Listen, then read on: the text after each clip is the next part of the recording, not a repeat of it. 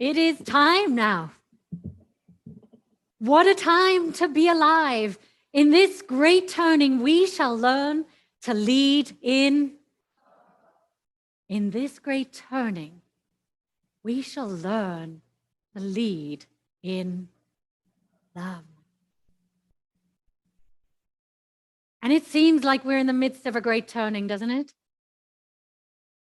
It is hard sometimes when you're in the middle of something to be able to actually see it happening. Those in the Industrial Revolution, for example, likely didn't know they were amidst a great turning. But with all that's been changing and disintegrating and rearranging during the last 7 years or so, we do indeed seem to be in the midst of a period of dramatic, ongoing transformation.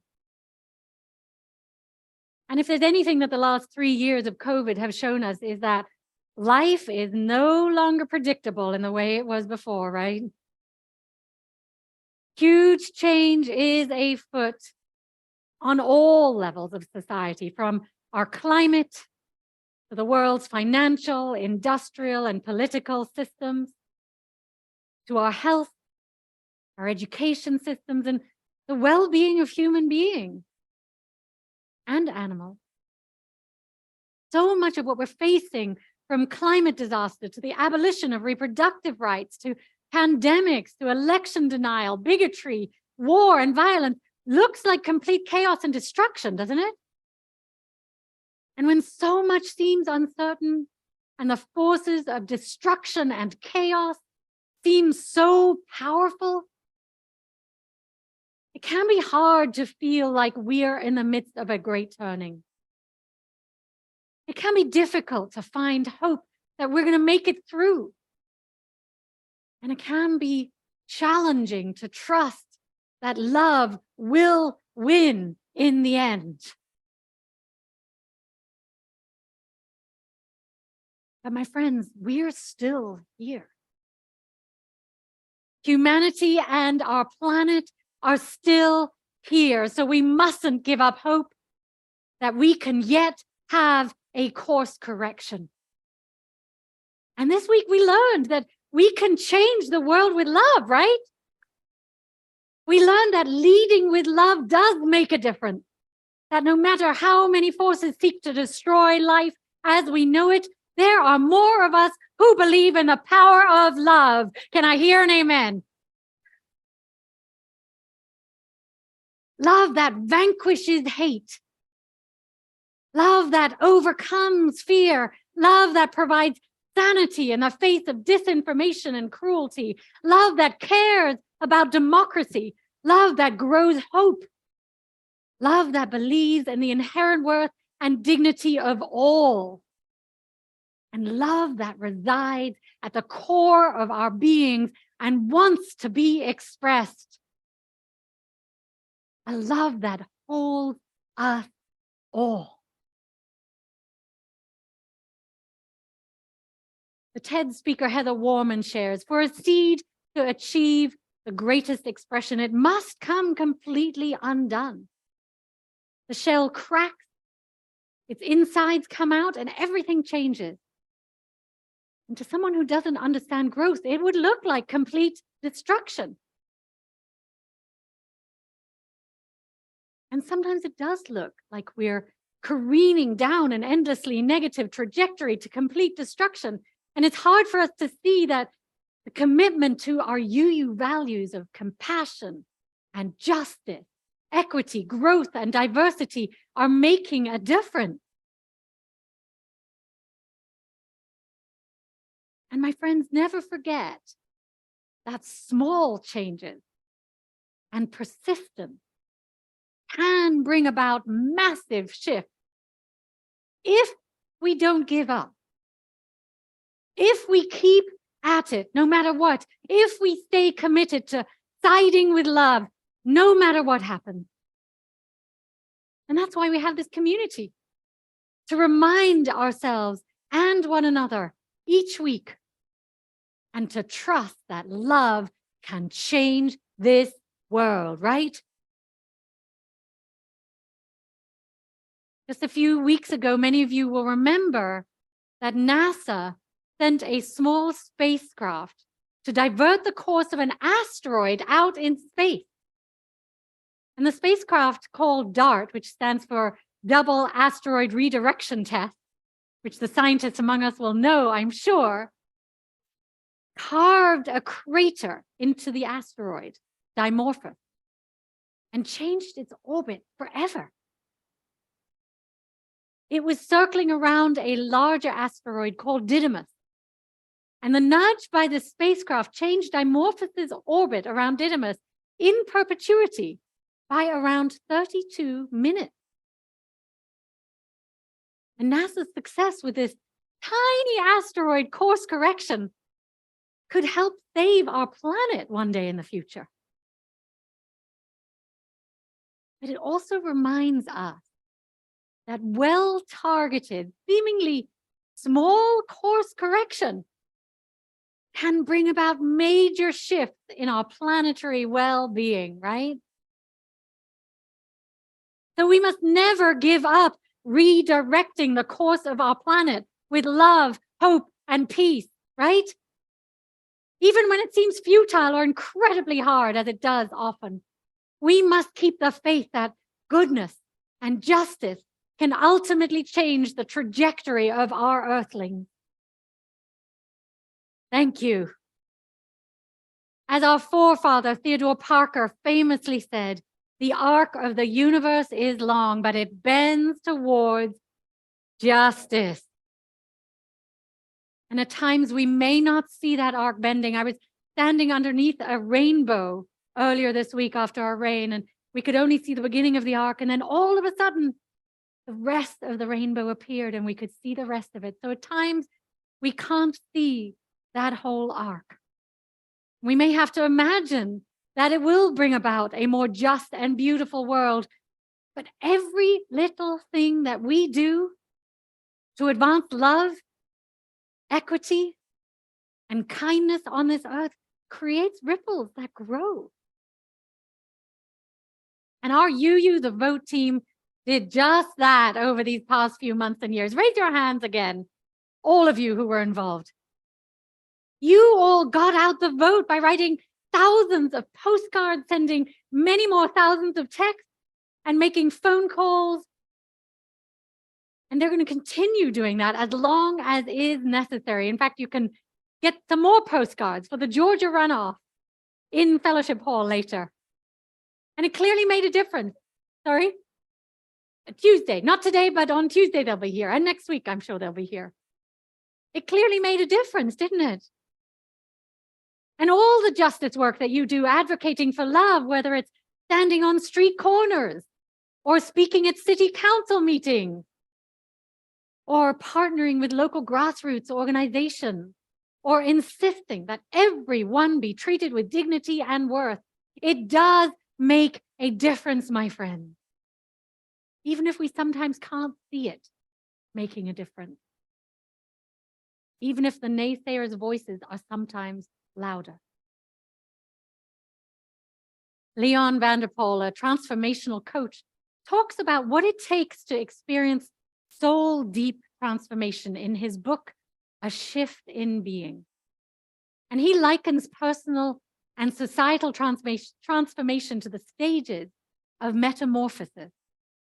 And I invite you to look at our installation on change hanging on our sanctuary walls, if you can, as I share this story with you, because you might notice that last week we had caterpillars and this week we have some cocoons hanging there.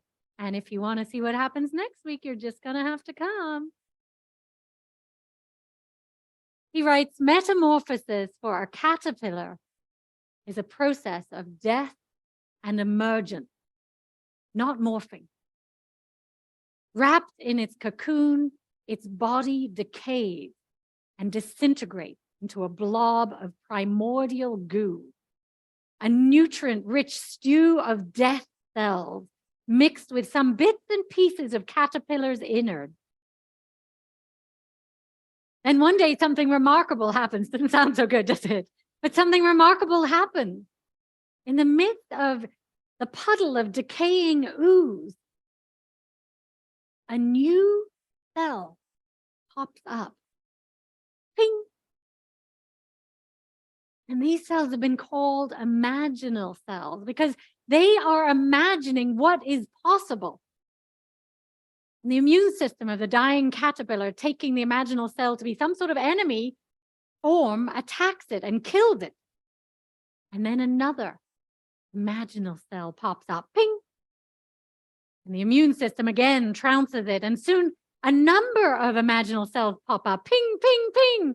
And the immune system, although it's beginning to fail from the stress of death, continues its death cry, continues to fight.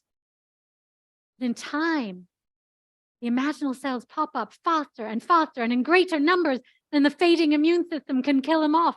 And then, because the imaginal cells are encoded with the program to create a butterfly, they start joining together to form cell clusters, clusters of wing cells, antenna cells, digestive tract cells, and others take form. And the cell clusters eventually join together, and the transformation is complete. And the butterfly emerges as an altogether new entity. My friends, I believe we as a society are in the midst of such a transformation. And though we may be in the primordial goo of the chrysalis at this time, more and more imaginal cells are being born. Can't you see them? The old form is desperately clamoring to survive, to kill off our imaginal cells. But the more we focus on hope, on love, on joy and peace, holding them as our imaginal cells, as our vision, the more we develop into the beautiful butterfly in our cocoon. And this cocoon phase is part of the great turning that we're in, the transformation that we are undergoing as a society. And our role as spiritually courageous people is to keep drinking from the well of love, peace, joy, and hope, and bringing that to our world so that all may thrive. Our role as spiritually courageous people is to keep learning to lead with love. Are you game? Really? Okay. Those online, raise your thumbs. Good. Because small changes can make massive shifts. Historian and playwright Howard Zinn writes, an optimist isn't necessarily a blithe, slightly sappy whistler in the dark of our time. To be hopeful in bad times is not just foolishly romantic. It is based on the fact that human history is a history not only of cruelty, but also of compassion, sacrifice, courage, and kindness. What we choose to emphasize in this complex history will determine our lives. And if we see only the worst, it destroys our capacity to do something. If we remember those times and places, and there are so many, where people have behaved magnificently, this gives us energy to act. And at least the possibility of sending this spinning top of a world in a different direction. One of the ways that we can send this spinning top of a world in a different direction is to get engaged with the larger work of our faith. Not only with all of our justice activities that are part of our Side with Love movement, but also get involved with the work of the Article 2 Study Commission, which they are doing on re-articulating our 7 UU principles right now. And if you haven't been following this, the UUA has asked the Study Commission to do research and brainstorm about how our 7 UU principles might be reimagined to best reflect the needs of this time. And the team has been listening and talking with congregations and UUs around the country for the last year and a half, and have now come up with a preliminary draft of their work. And it begins with, love is the enduring force that holds us together. They have centered love in all that we do, which I think is pretty exciting. And the study commissioning is offering Zoom feedback sessions and surveys if you'd like to share your thoughts. So go online, you can see the link to that in our news and notes, and put your opinion about what they've created. You can read their initial draft. And similarly to how we articulated our values here at Chalice, they have articulated Unitarian Universalist values and the commitments that they call us to engage. And they're going to be presenting their draft to the UUA board in January 2023, after which there are going to be more opportunities to revision. And then they're going to hold a preliminary vote on whether to continue in this direction at General Assembly in June 2023. And if you've never been to General Assembly, this is the year to go. And you can go in person to Pittsburgh, or you can join us online. And I really encourage as many of you as possible to have the voice, to bring the voice of our congregation to this important reshaping, reimagining of our faith. I urge you to get involved, and you can be apprised of this important work for the future of our faith and have your say in how to share our message of love in action. And I also invite you to attend our site visioning meeting after our service today. And I hope all of you here will stay for that. Due to our sanctuary lease expiring in June 2024, so we still have another year and a half, don't get too worried. But we have an opportunity to reflect on our Chalice mission in the world and to see how we can best serve the mission with our choice of location. Where and how can we be most effective to plant seeds of love in this world? How can we best serve love and this great turning that our society is undergoing? So please join us for this important discussion, both online and in person, after service. Grab a cup of tea, coffee, come back to help envision our congregation's future for maximum impact to spread justice and compassion. Buddhist teacher and wise elder Pema Chodron says, "Let difficulty transform you," and it will. He says, "In my experience, we just need help learning how not to run away." So I invite us to keep staying in the difficult conversation.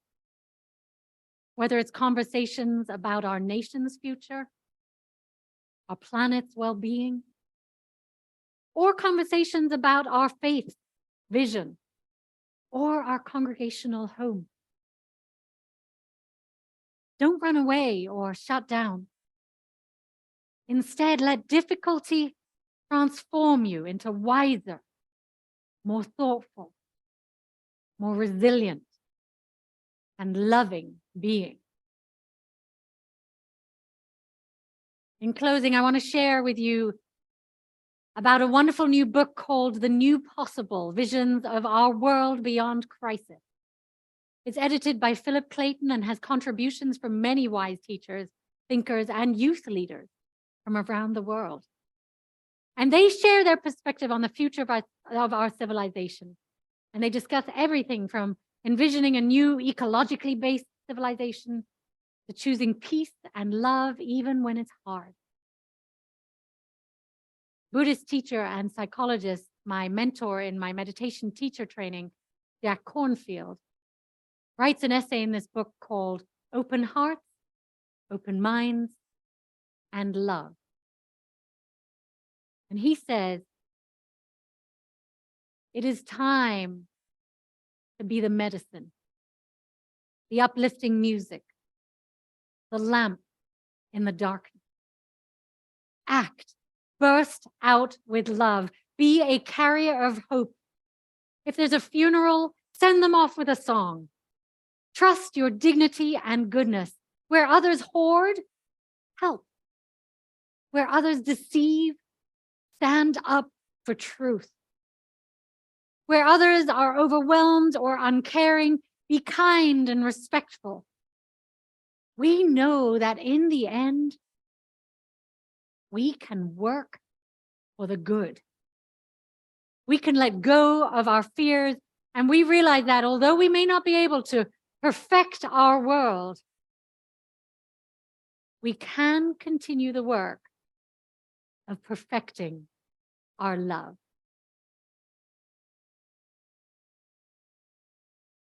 The world needs it. We can hear sirens outside the sanctuary right now. But that's what I think we're doing.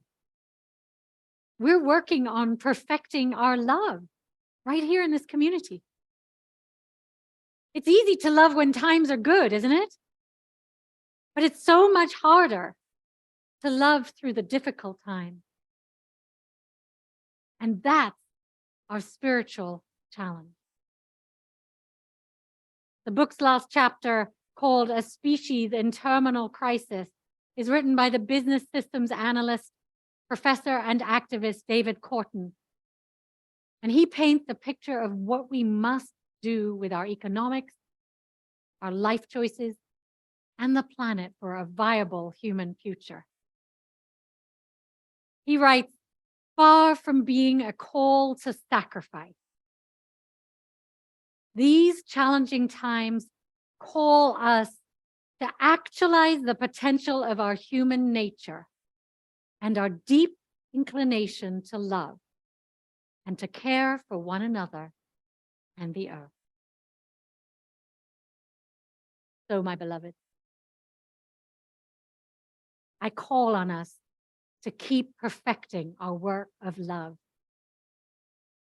May love guide us each and every day, and may you take heart that love will win the day, and that you can change the world with your love. May it be so. Amen.